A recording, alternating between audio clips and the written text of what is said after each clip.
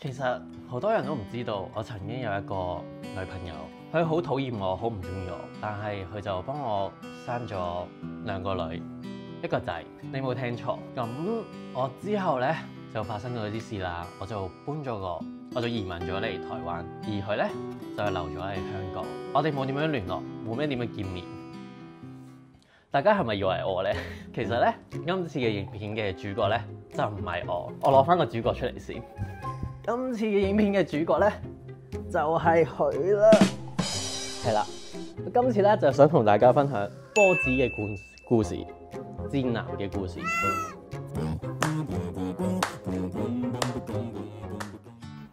Woke up to the smell of a roses dress laid out in white, wondering if you're getting ready, wondering if you've got butterflies. Everyone seems so excited.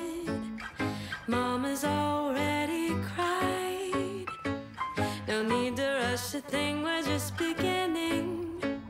We got nothing but time, 'cause every day with you is the best day of my life. That tux is looking good and this wedding ring is nice.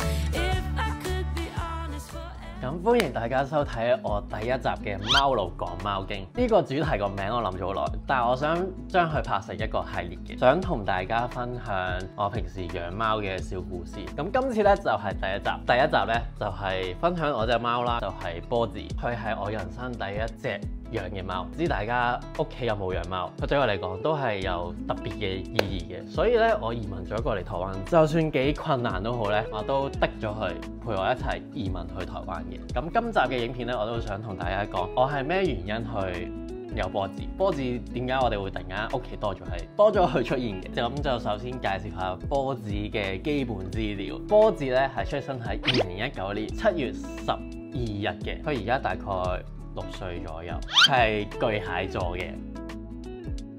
其實我哋點解改佢個名做波子呢？係因為我哋第一次見到佢嗰時咧，我覺得佢隻眼個藍色嘅眼呢，好似粒波子咁，所以我哋就之後改咗佢波子。其實我哋屋企咧有幫佢改一個英文名嘅，叫做 Marble， 係波子嘅意思啦，類似。咁但係咧呢兩個名咧，其實我都好少會用到佢嘅。我唔知大家養貓嘅人會唔會都一樣，即係你會改咗一個名，但係你會叫佢個花名。其實我喺日常生活中咧，我係會叫佢肥波，因為而家個體重咧係非常之重嘅。移民之前有度過，好似係6.8 kg 到7，係偏肥胖嘅，係需要進行減肥嘅。咁但係一直都進行緊，但係都努力中。我諗佢而家體重都係維持喺6.5，係要再瘦啲嘅。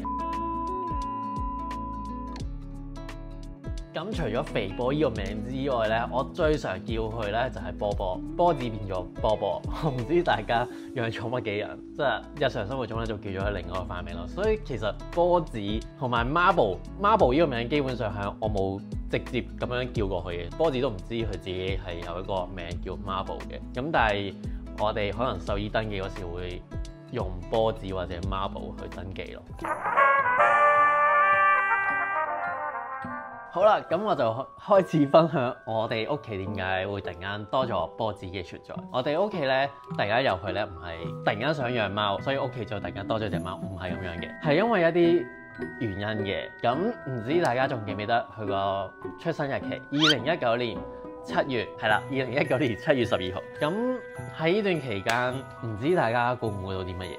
咁就喺2019年嗰時咧，咁香港就發生好多事啦。我哋屋企咧都每日都有好多唔同嘅聲音。咁就去到某一段時間之後咧，我媽突然間就講話，不如屋企唔好再討論其他嘢啦。咁我哋不如買一隻貓，買一隻寵物喺度。咁我哋嘅專注，我哋成家人嘅專注同埋集中咧，就會喺隻貓身上。咁就係咯。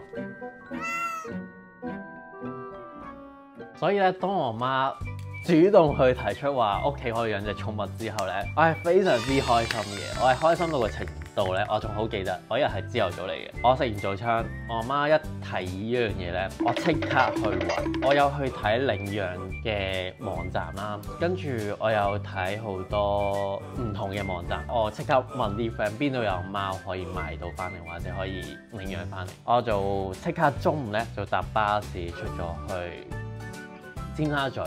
係咪尖沙咀咧？喺香港，如果你想買寵物嘅話，第一個會諗到嘅地方就係旺角寵物街。我有睇過好多唔同嘅地方，我有去過人哋屋企生出嚟啲貓仔，我都有睇過。但係我哋最尾嗰一晚咧，我係去咗旺角寵物街嘅。咁波子咧係嚟自旺角寵物街嘅。咁其實我哋當時都有啲擔心，因為好驚買寵物佢哋個健康問題。係啊，我講緊你嘅故事啊！show 一 show 你出場先。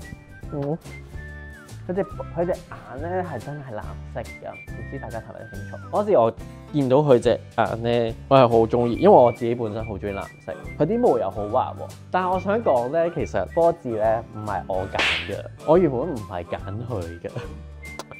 你冇聽呢一句？我唔知大家中意咩品種。係啦，我陣間同大家分享。我原本咧係想揾。我有睇過緬因貓，緬因貓係非常之大隻嘅貓嘅品種，咁但係我最尾都冇買，因為係好大隻同埋好多毛，屋企應該會成屋都係毛。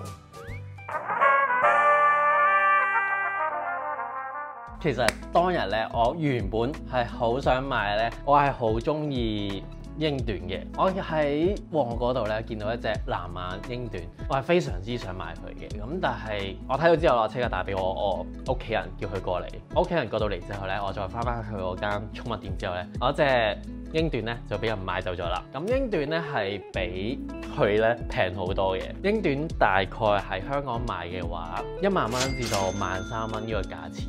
波子係非常之貴嘅，我哋買佢嗰時好似係211,000左右嘅，非常之貴嘅，我覺得貴啦。係，佢每啖肉都好值錢。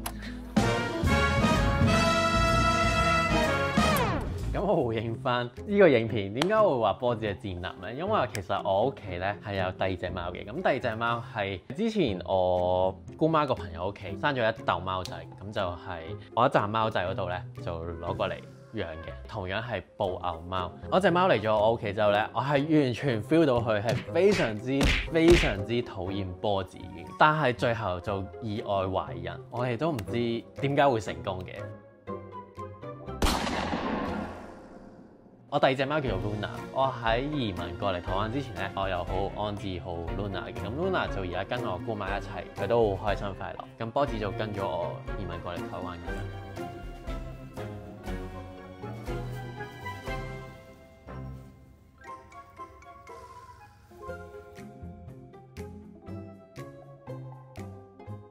咁今次有關波子嘅資訊同埋佢嘅故事咧，同大家去分享完。其實我仲有好多嘢想同大家去分享嘅。我嘅貓奴講貓經啦，我之後會再講移民嘅嘢啦，同埋我好想同大家分享波子嘅小故事。點解我會話佢係意外懷孕？我哋全家都冇 expect到 Luna 係有咗嘅，同埋係會成功嘅，我哋都諗唔明。所以大家如果有興趣繼續睇我嘅貓奴講貓經嘅話，咁就記得訂閱我嘅 channel。咁今集咧就去到呢度先。結尾一定要攞翻佢出嚟，等我陣。你係主角啊，其實。嗨，拜拜。好啦，今集就去到呢度，我哋下一次再見。拜拜。